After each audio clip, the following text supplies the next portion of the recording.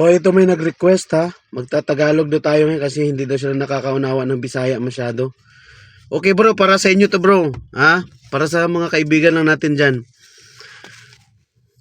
Bakit daw nagagalit yung mga korap pag nahuli sila o pag pinupuna sila? Nature yan bro.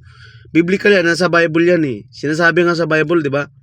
Sa Proverbs, sabi niya doon, rebuke the wise and he will love you. Rebuke the fool and he will hate you. Yun yun. Mga tao na gumagawa ng masama, magagalit yan pag napuna at pag nahuli mo. Kaya mga magnanakaw ngayon, iba na. Ha? May mga baril na sila at saka meron na silang mga patalim. Kasi pag nahuli mo yan sila, tatablahin ka. Alam mo kung bakit? Para walang magsabi na sila yung nagnakaw. Yun yun. Nature yan ng tao. Pag gumagawa tayo ng masama, gusto pa rin natin natawagin pa rin tayo na mabuti. Ha? Kasi wala namang magtitiwala na agad sa atin pag masama na tayo eh. Pero alam natin na yung ginagawa natin masama na. Kaso nga lang, ayaw natin na mapuna yun para patuloy pa rin ang mga tao nagtitiwala pa rin sa atin. Alam mo kung bakit? Para patuloy pa rin tayong makakagawa ng masama. Makapagnakaw pa rin sila. Ha? Ganun yun eh. Kasi sa una pa lang, alam na ng tao na magnanakaw. Sino magtitiwala dyan? Eh, lahat tayo alam na ayaw natin na magnanakaw. Kahit nga magnanakaw, ayaw sa magnanakaw eh. Di ba? Kaya may kasabihan tayo, ang magnanakaw, galit sa kapwa, magnanakaw. At saka yung mga hindi magnanakaw, galit pa rin yun sa magnanakaw. Kaya hindi ka talaga mananalo bilang politiko pag alam ng tao na magnanakaw ka na. Kaya ayaw mo talagang mabisto yung mga pagnanakaw mo. Yan yung nangyayari talaga eh. Nature ng tao yan eh. Ha? Kahit nga yung mga cheater, sasabihin mong cheater, magpapasalamat ba? Thank you for recognizing me as a cheater. Walang ganon. Walang ganon talaga eh. Kaya nga sa government, huwag kang magtaka. Pag may corrupt dyan sa government at pinuna mo, lalo na pag maliit na tao ka lang, patay ka talaga bro. Oh.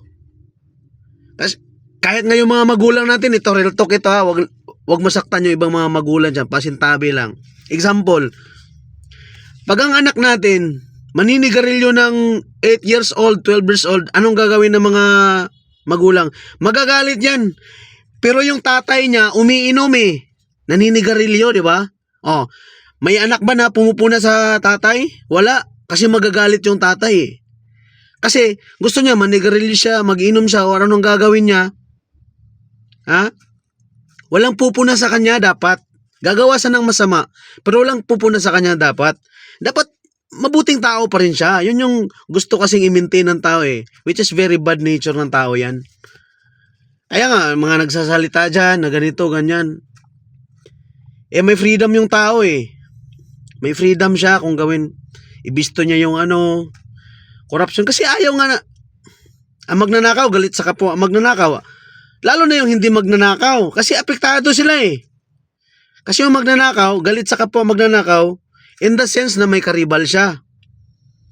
Yun namang hindi magnanakaw, na galit sa magnanakaw, in the sense na nagiging biktima tayo eh. Tayo yung hindi nagnanakaw. Nagtatrabaho tayo ng patas, pero ninanakaw nila. Yun yung point doon. Pero ganun pa man, babalik tayo dun sa point na bakit sila nagagalit. Kasi nga, ang magnanakaw, ha? Galit dyan tawaging magnanakaw. Kasi pag makikilala na magnanakaw siya, hindi na siya makapag-nakaw, di tapos na siya. Kaya nga, may freedom pa rin siya na mag-deny na hindi siya magnanakaw. It's biblical bro.